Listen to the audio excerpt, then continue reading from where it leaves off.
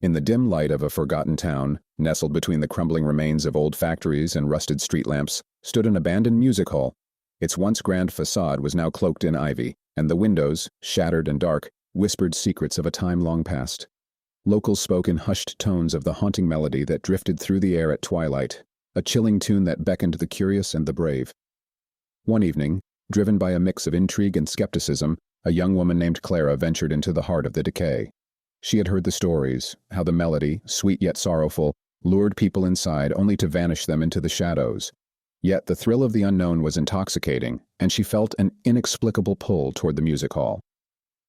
As she stepped through the threshold, the air thickened with an unsettling chill.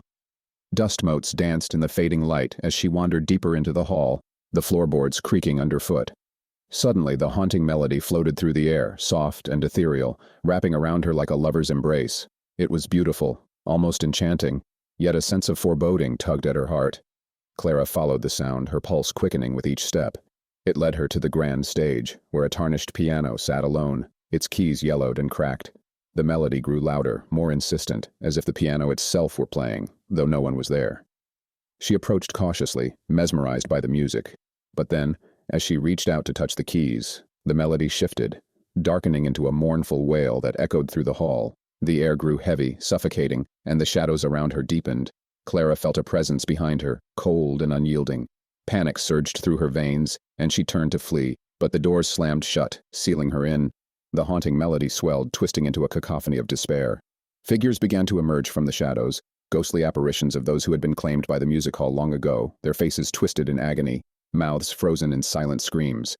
They danced and swayed, drawn to the piano's call, their eyes hollow and pleading. Clara's heart raced as the realization hit her.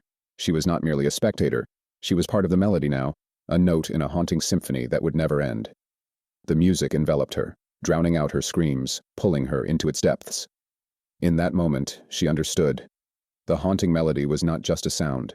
It was a curse, a siren song that ensnared the souls of the lost, forever echoing in the desolate halls of the music hall.